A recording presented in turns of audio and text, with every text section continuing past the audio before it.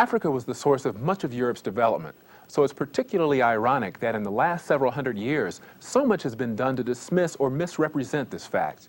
It's our obligation today to re-examine history and get a full perspective on what changes have occurred and why they have occurred. Misinformation would have us believe that Africa contributed very little to the development of world culture, but we know this to be inaccurate and downright wrong. Why should we learn about ancient African history? Well, for most people, if you ask when African history began, they'll tell you it began with American slavery. First of all, African history in America began before the Mayflower, when the Africans came here not as slaves, but on the same level as their European brothers and sisters. Second, African history is far older than U.S. history, that is, the history of the U.S. since colonial occupation. The greatness of African history comes from the interplay of the many diverse peoples and cultures on the continent. In regards to world history, in this program we'll primarily focus on the African civilizations along the Nile Valley. Studying the many peoples and civilizations of Africa will increase your appreciation of the greatness of Africa.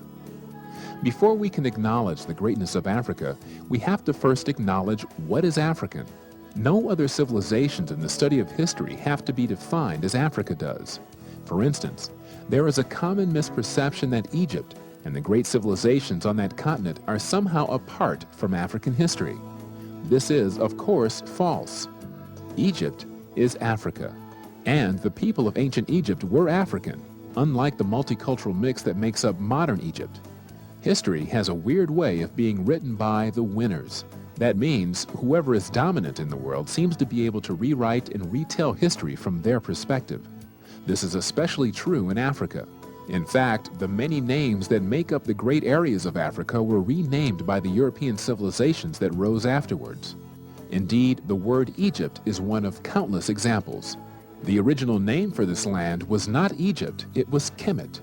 Kemet referred to the color black, which described the people and the rich soil of the land.